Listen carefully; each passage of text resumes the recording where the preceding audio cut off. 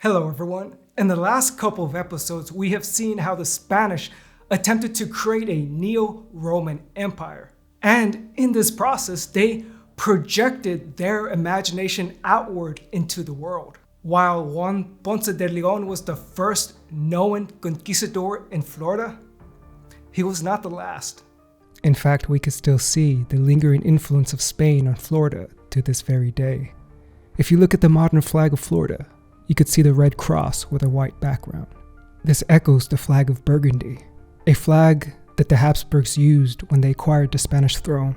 Indeed, when Juan Ponce de Leon came to Florida in 1512, he essentially acted as an emissary for the flag of Burgundy. Juan Ponce de Leon's 1512 expedition was followed by Pánfilo de Narváez in 1527. Pánfilo de Narváez was no novice when it came to colonize Florida. He was a conquistador who participated in the conquest of Jamaica in 1509. Shortly thereafter, he involved himself in the conquest of Cuba in 1511. There, he established his own plantation. Coerced indigenous peoples worked his plantation and served as a source of passive income. Now, for a bit more backstory. Narvaez was second in command to Diego Velázquez de Cuellar. Diego Velázquez de Cuellar commissioned Hernán Cortés to explore and conquer the Mexican mainland, but he attempted to cancel his offer. Yet, Cortés pressed on. To stop Cortés's advance, Velázquez sent Narváez in charge of an army that greatly outnumbered Cortés's men. After landing in Veracruz, Narváez's men fought Cortés and were defeated on May 24, 1520 at the Battle of Zempoala.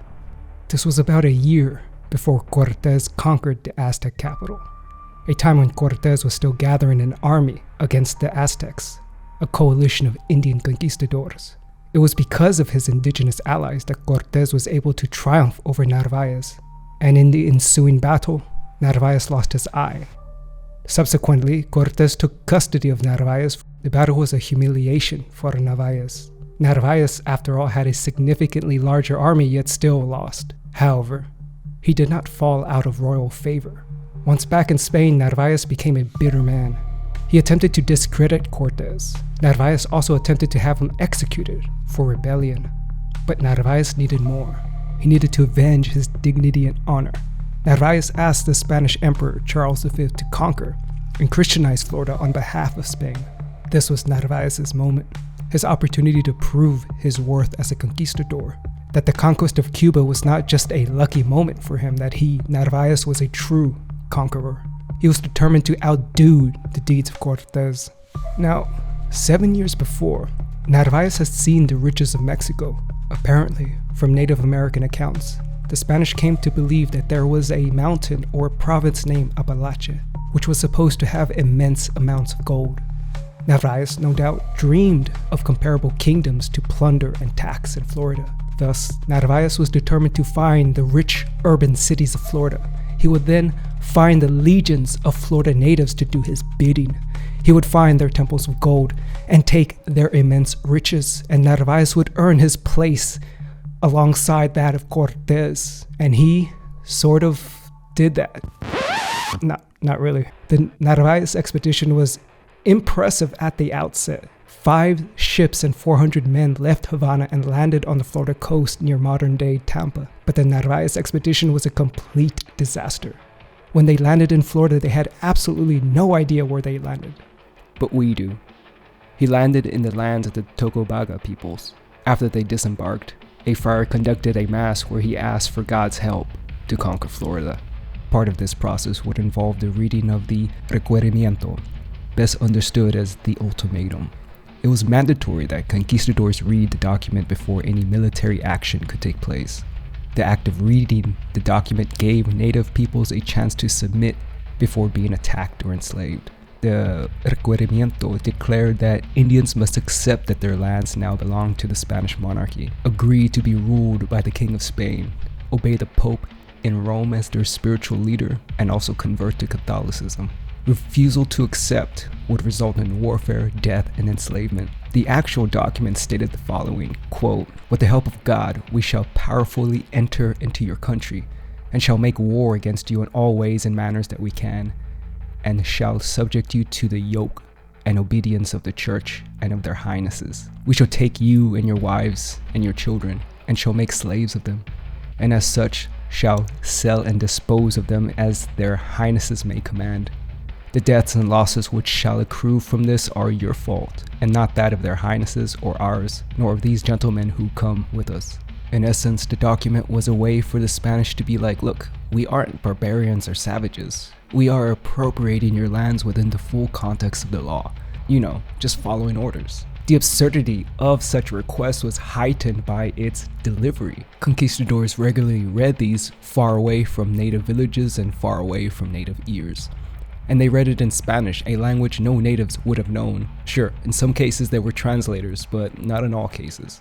And just to ensure that they knew that he meant business, Narvaez ordered the Tocobaga chief, Herigua, to be detained and his nose cut off, but he was not done. Narvaez ordered the conquistadors to grab his mother and hold Herigua down and force him to watch as Spanish war dogs tore her to shreds and feasted on her corpse. But Narvaez pressed on. And just in a stereotypical horror movie fashion, Narvaez split up his expedition. One group would sail ahead and another would hike toward the interior. They encountered skilled and hostile warriors, but no rich cities. The Narvaez expedition came to rely solely on the Native Americans. One of the expedition's officers was Don Pedro. He was an Aztec prince who fought alongside Cortez in the Conquest. He was called Don Pedro because it was a lot easier to say than Prince Tlahuehuetzquetitzin. Given that they were in strange territory, the Spanish and Indian invaders to Florida relied on Timucua Indians. After all, surely they would know where the rivers of gold lie. Yet the Spanish forces encountered tiny villages instead of thriving urban centers. They encountered reed shelters instead of cities of gold. Frustrated and running out of food, they captured an Apalachee chief near modern-day Tallahassee. But this was a mistake. Spanish forces came under intense retaliation and the natives drove them to the coast. Fleeing for their lives, Spanish forces constructed makeshift rafts to sail back to their American bases. Only a handful of men reached land, the modern-day Texas coast. Their commander was now dead, and the vast majority of their companions lost. Amongst those who survived was Cabeza de Vaca. Cabeza de Vaca was the descendant of Pedro de Vera, who conquered the East Atlantic Canary Islands for the Spanish Empire. And it appears that Cabeza de Vaca wanted to emulate his forebearers and live up to his family's militaristic tradition in becoming another conquistador. Surviving alongside Cabeza de Vaca was Esteban Dorantes. Born in Morocco, Esteban was enslaved in his youth and eventually sold to a Spanish soldier and lesser noble named Andres Dorantes de Carranza. In 1527, Esteban accompanied Dorantes on the Narvaez expedition. Some scholars claim that Esteban was America's first African American. Some use the adjective traveler to refer to Esteban's role. Now, for white Europeans, the word traveler is often chosen as a euphemism for conqueror. And therefore, I dare say, perhaps it's better to consider Esteban as a fellow conquistador, playing the role of a neo-Roman legionnaire next to the European Spanish conquistadors. After all, historians do know that although Esteban was enslaved, he had a great degree of autonomy and power. But if Esteban was a fellow conquistador, he was not the first black one. Juan Garrido is the first known black conquistador. Garrido was not a slave and voluntarily chose to work for the Spanish forces. Garrido became America's first black conquistador because he accompanied Juan Ponce de Leon to Florida. He later served in Cortez's coalition and was a veteran in the battle for the Aztec capital. America's first known African American was a conquistador. But to return back to Esteban and the Narvaez expedition. Out of the invasion host of 300, Esteban, Dorantes, Cabeza de Vaca, and Alonso del Castillo Maldonado, they landed in Texas, Galveston Island, malnourished, battered by storms, and almost entirely without equipment or supplies. In this state of desperation, they were taken in by the local Karankawas. In the early days of the exploration, it was a common Spanish practice to kidnap Indians and use them as laborers or train them as translators. Now, It was a reversal of fortune, a sort of poetic justice. It was the Spanish who found themselves as captives. They experienced firsthand what it was like to become assimilated into another society against their own will. But they are able to rise in indigenous society in his efforts to return back to Spanish America. Cabeza de Vaca wrote about the diverse number of indigenous tribes he encountered, including the Karankawas. Esteban and Cabeza de Vaca mastered several indigenous trade languages during their captivity, and learning their languages meant that Esteban and Cabeza de Vaca were able to bridge the cultural barrier, to see the Native Americans as humans. Indeed, let's look at de Vaca's own description of the natives he encountered. He said, quote, "They are the people with the best bodies we have seen, and with greater age and agility." He also believed they fought good as well as they looked. He said, quote, "They are all people of war, and have as much cunning to protect themselves from their enemies as they would have if they were raised in Italy and in continuous war." Although Cabeza de Vaca was a Spanish imperialist, he was known for seeing the humanity of the natives. It is for this reason that some scholars regard Cabeza de Vaca as America's first Chicano, as a mediator between European and American cultures. In his writings about his survival, Cabeza de Vaca often likened himself to Christ, and suffering in a similar manner to Christ, to healing the sick, just as Christ did. Now, Cabeza de Vaca and the other Spaniards played the role of shamans between the years of 1534 and 1536. The survivors of the Narvaez expedition made their way south, across modern-day Texas and modern-day northern Mexico. There, they repeatedly encountered Indians who believed the Spaniards had special powers. The powers to cure disease and sickness, but also the ability to spread disease and sickness. It appears that the Native Americans of Texas knew the destruction the Spanish could bring. They likely heard stories of the Spanish conquest in Pánuco, several hundred miles south of modern-day Texas. There, Spanish violence and Spanish diseases ravaged the populations of Pánuco and nearby Nueva Galicia, precisely around the years of de Vaca's flights around the American South. Now, the natives did not directly mention they knew the Spanish were conquering America. If they did, de Vaca and the last remaining conquistadors surely would have asked him where, so they could return back to Spanish civilization. What the Spanish forces did hear, however, was a rumor of the evil thing. De Vaca wrote the following description, quote, "These Indians, and the ones we encountered before, told us a very strange thing which they reckon had happened 15 or 16 years earlier. They said a man whom they called the evil thing wandered that land. He had a small body and a beard, but they were never able to see his face.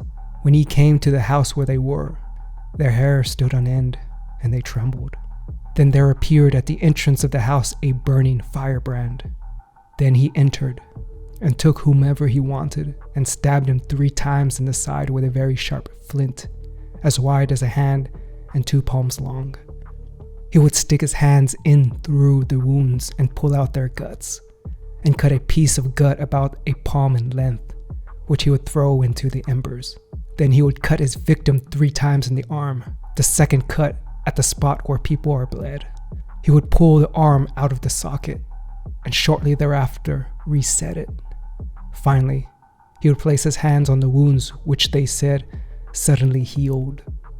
Now, the timing of the evil thing, which was around the years of 1519, points to a passed down stories of Spanish conquerors. A man with a beard whose face you couldn't see is most likely a conquistador wearing a helmet and a chainmail. And the chopping and butchering of natives is kind of the Spanish thing in fashion at this point in time. Eventually, our survivors do find their way back to Spanish civilization in 1536. De Vaca's negotiation with the Spanish captain points to a sense of divided loyalties, divided identities, and also a little bit of cultural mixing. Before agreeing to travel south to the new vice-regal capital in Mexico City, Cabeza de Vaca wanted a promise that all of his Indian companions would be protected from violence and enslavement. Important to keep in mind is that de Vaca was a Spanish imperialist, advocating for the expansion of Spain's territories in America. But de Vaca believed it could be done in a peaceful manner that would allow the Spanish and natives to coexist peacefully. The Native Americans were to become Christians. They were to obey the emperor's orders. But at the same time, this is a coexistence of inequality, where the natives are subordinate to Spanish rulers, Spanish culture, and Spanish religion. After all, Spain still had a mission to unite humanity under the single true faith. De Vaca's beliefs testify to a greater thread in Spanish culture in the early 16th century, that of a messianic vision of history, an unshakable faith that the Spanish were an exceptional people with a special destiny, and accordingly, the world should be guided and shaped according to their culture and their view of the world.